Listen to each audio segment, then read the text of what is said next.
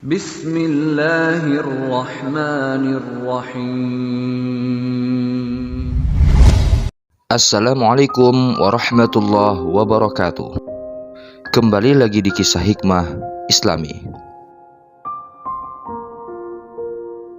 Syahid di atas sajadah. Mansur bin Amr, seorang ulama sufi yang tinggal di daerah Marwah, termasuk wilayah Basrah, suatu ketika melaksanakan ibadah haji. Dalam perjalanan itu ia singgah dan tinggal di Kufah beberapa waktu lamanya. Suatu malam ia keluar dari penginapannya dan berjalan menyusuri jalanan yang gelap. Tiba-tiba dari suatu rumah ia mendengar suara seseorang sedang bermunajat, berdoa. Ya Rabbi, demi keagungan dan kebesaran-Mu, sungguh aku berbuat maksiat itu bukanlah kumaksudkan untuk menentang-Mu, dan bukan juga karena kebodohanku akan hukum-hukum syariat-Mu.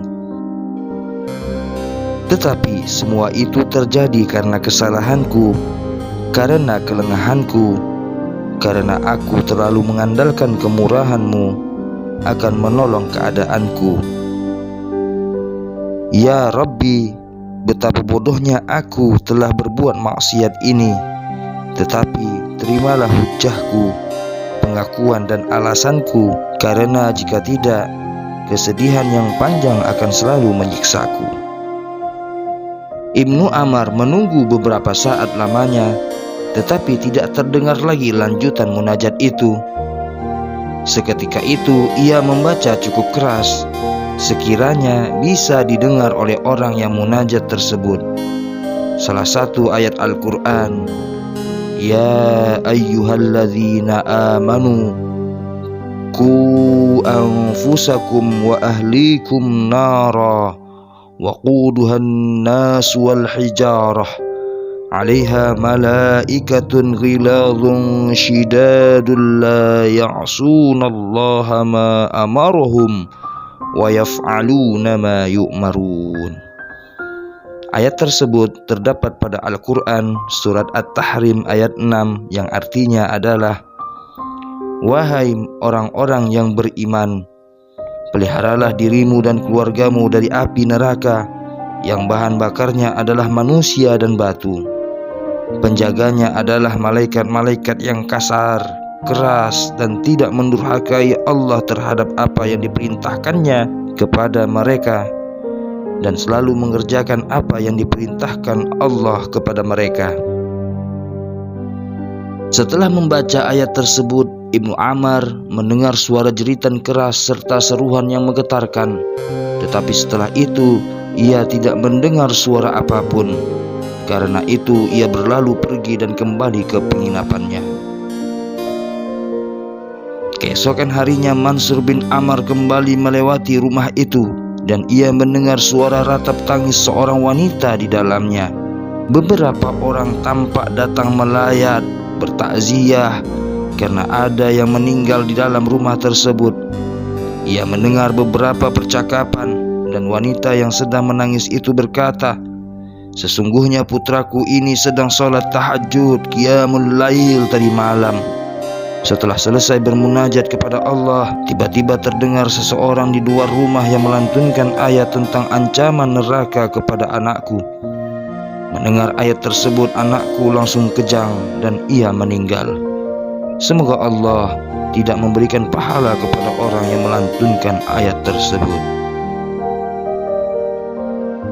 Ibnu Amr sangat terkejut mendengar perkataan tersebut.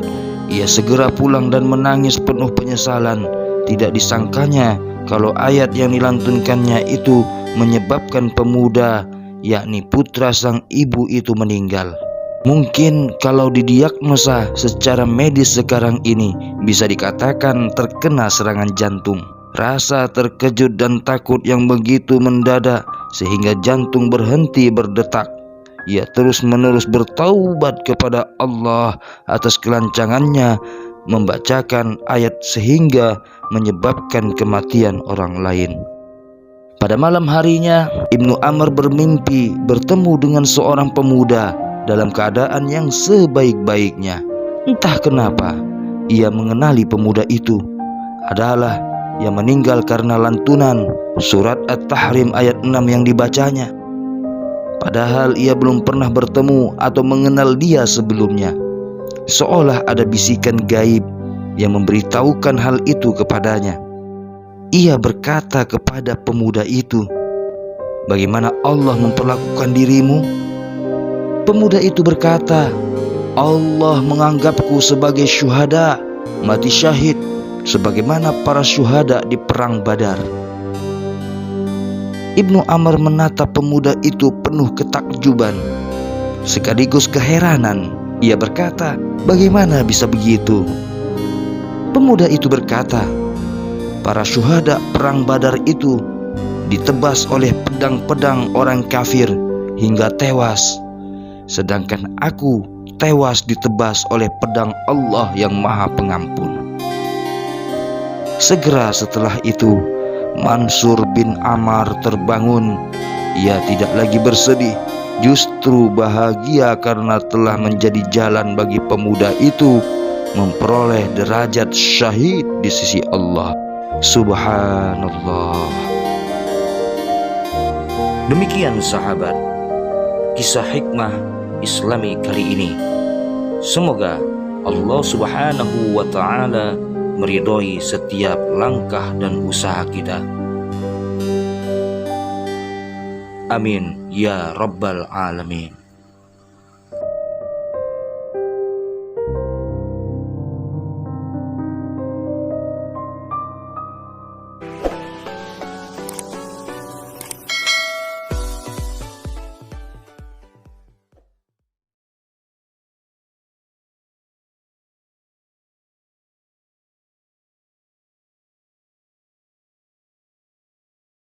Semoga bermanfaat sahabat. Tabarakallah. Wallahul muwaffiq ila aqwamit thariq. Assalamualaikum warahmatullahi wabarakatuh.